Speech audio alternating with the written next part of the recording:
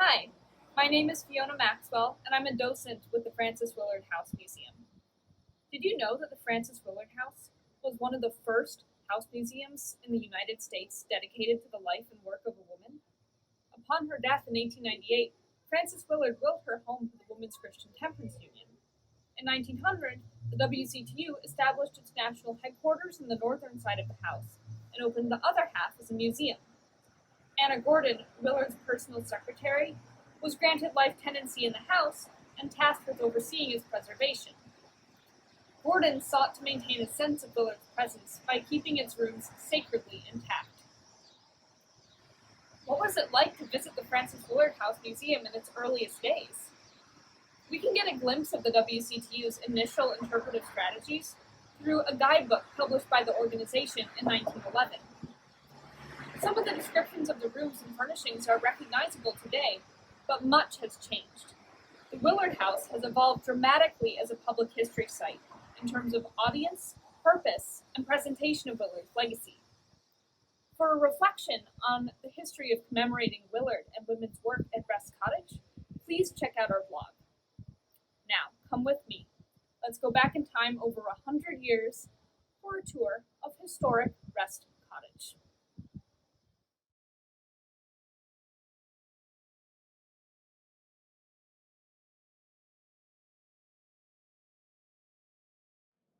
Welcome to historic Rest Cottage, the home of Frances E. Willard. Let's go in, shall we? Rest Cottage, the home of Frances E. Willard, one of the best known and best loved women in the world, is located in the classic town of Evanston, a suburb of Chicago, Illinois. The gable-roofed cottage, vine-embowered, is on the handsome Residence Avenue leading to the campus of the Northwestern University. The students, young men and young women, as they pass the cottage are told the story of Miss Willard's beautiful, heroic life. They learn that she, who was once a student and professor in the university in which they are studying, became a world-renowned leader, the president of the World's Women's Christian Temperance Union. The Den, as Frances Willard called her study and library, is the heart of Rest Cottage. The room is now so still. The oak rocking chair near her desk, in which she sat when she penned the famous polyglot petition asking the governments of the world to do away with the brain poisons, alcohol and opium, is vacant. Two visitors, a mother and her daughter, enter, and the atmosphere becomes radiant with life. Once a pupil of Miss Willard, and now a mother, an ardent white ribboner, the older lady has traveled far that she may bring her daughter in touch with an environment which will impress her young life with exalted ideals of service. Several bookcases filled with choice annotated books, pictures, mottos, and testimonials from friends and officials in this country and abroad are pointed out and their educational and historic value noted. The sense of loneliness passes. Enriching memories throng upon the white ribboner, who, with intense enthusiasm, tells incidents of the great organized work against the liquor traffic, led by Miss Willard and the Women's Christian Temperance Union. Here in this room, she says, the world's WCTU was really founded. Here were made many of the plans for educational work and for campaigns that have been the chief factors in making in this country much sentiment against the saloon and in securing prohibition in so many states.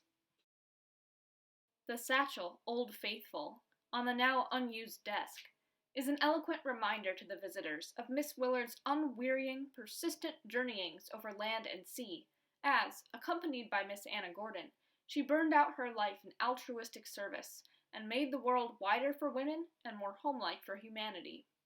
With characteristic humor, Miss Willard thus described Old Faithful.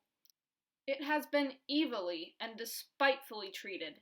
Used as a footstool, a writing desk, a pillow, it has patiently disgorged thousands of letters, postals, and documents, but it survives, and I deem it the fittest of all survivals to me personally known. The many souvenirs that were cherished by Miss Willard speak of the love of white ribboners the world over. All over the house are reminders of Lady Henry Somerset, Miss Willard's great and gracious friend, but a copy of the famous painting Diana or Christ over the desk is the gift that attracts most attention. Near the handsome mantel and hearth is the spinning wheel that belonged to Frances Willard's great-grandmother. The mottos most conspicuous and beloved by Miss Willard and her mother, Saint Courageous, whose visits to the den were frequent, are "Let something good be said," and "Nothing is inexorable but love." Reverently, the visitors gaze upon Miss Willard's Bible and Testament tied with the white ribbon. They are well worn. The daughter turns to her mother as the visitors leave the room and remarks, "You say, Mother, that Frances Willard appealed to the girls to protect the homes and make them what they should be. I wish every girl I know could visit this home. I want to have you put the white ribbon on me before we leave the room, because as long as I live, I shall work against the liquor traffic and for total abstinence and prohibition, and follow the gleam, as Miss Willard said she wished we would." The visitors descend the stairway to be shown the room below, and a hush of spirit is upon them, for it seems a precious privilege to follow in the very footsteps of Frances Willard as she went about her intimate home life, so simple, so dearly loved, so much interrupted by the demands of the work which had first claim upon her. To the right is the parlor, kept as it was in the old days, except that Miss Gordon has added some family treasures and a few pictures. The central one of these is an excellent portrait of Madame Willard, and above it and around it are grouped pictures of Mr. Willard, Frances, Oliver, and Mary. There is a picture of the statue of Miss Willard which stands in the Capitol at Washington, D.C., and a photograph of the bust by Laredo Taft in the library of Northwestern University. In the corner is the organ always used at family prayers.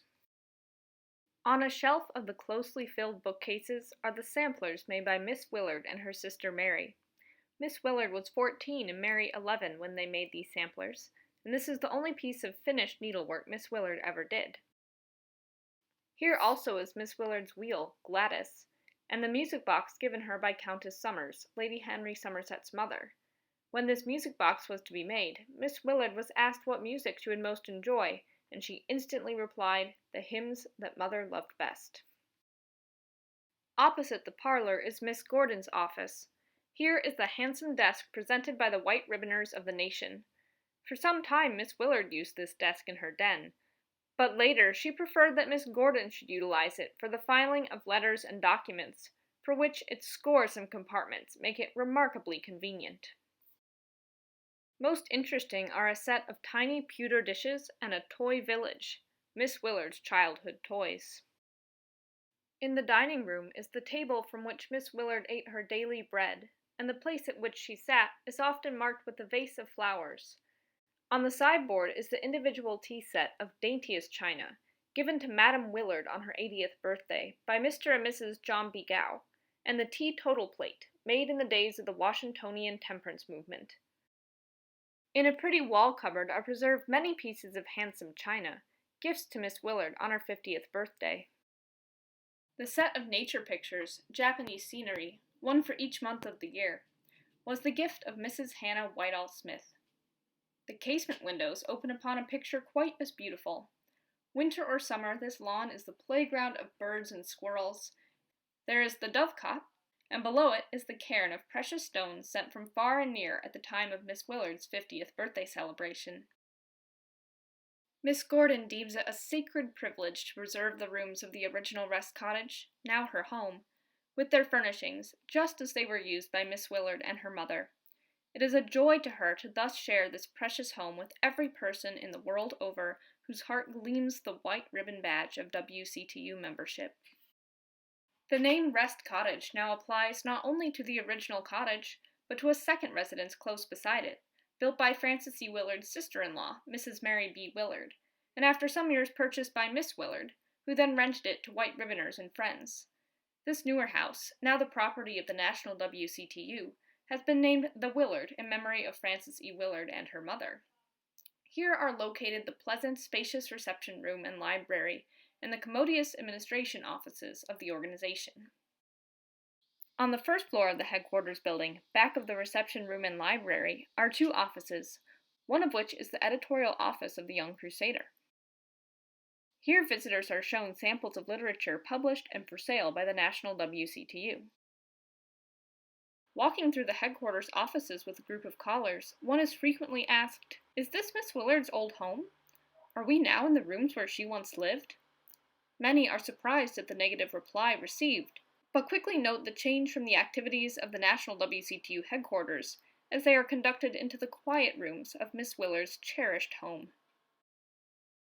Only the golden rule of Christ can bring the golden age of man, the sentiment original with Frances E. Willard, lingers long in the mind and influences the life of the visitor to Rest Cottage and the headquarters of the National Women's Christian Temperance Union.